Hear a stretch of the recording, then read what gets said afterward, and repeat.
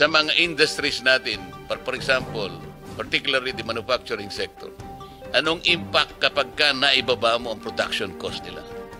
Lalaki ang kanilang output. Para ko nang nakita yun. Kasi tinitingnan lang natin yung mawawala sa atin sa collection ng taxes.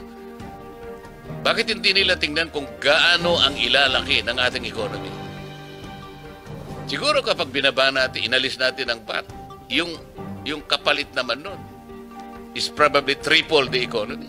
So, mas malaking buwis ang makukwenta. So, imbes na pag-usapan natin yung kawalan ng kusan, sabay ka kukuha ng kukolektahin ko dyan kapag sasabihin ko naman sa kanila, problema mo yun, ikaw ang taga-kolekta eh. Bakit mo akong problema niyan? Ang problema ko lang, i-depends ako kung ano yung sinasabi ng batas. Affordable, transparent, reasonable, competitive. Eh, sinasabi ng IPIRA eh. Ba't mo kasi nilagyan ng VAT? Kaya nga naging exorbitant. Eh, pinagmulan natin ay affordable. Ba't nyo nilagyan ng 12% VAT? Sino bang may idea nun, Mr. Chair?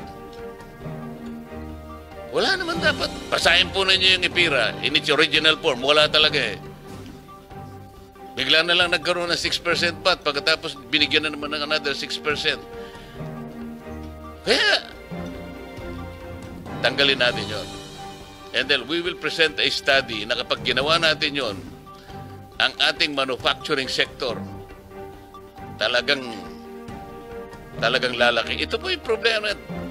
Bagsak po ang manufacturing natin. It is not contributing significantly to our economy. Ang ating pong GDP is consumption-driven. Dapat production-driven. Imagine po nyo yung ating cement industry, Mr. Marasigan, Josec Marasigan. 70% ng production cost is electricity, power. Kaya po hindi sila gumiginhawa. Ang nakikinabang po ang Vietnam.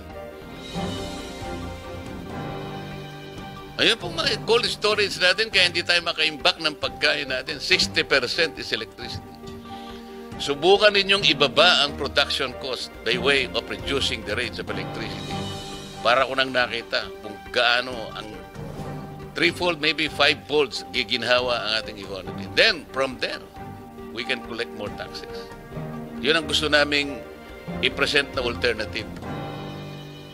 O di, bumaba ang kuryente, tumaas ang economy. Dapat yun ang aralin natin.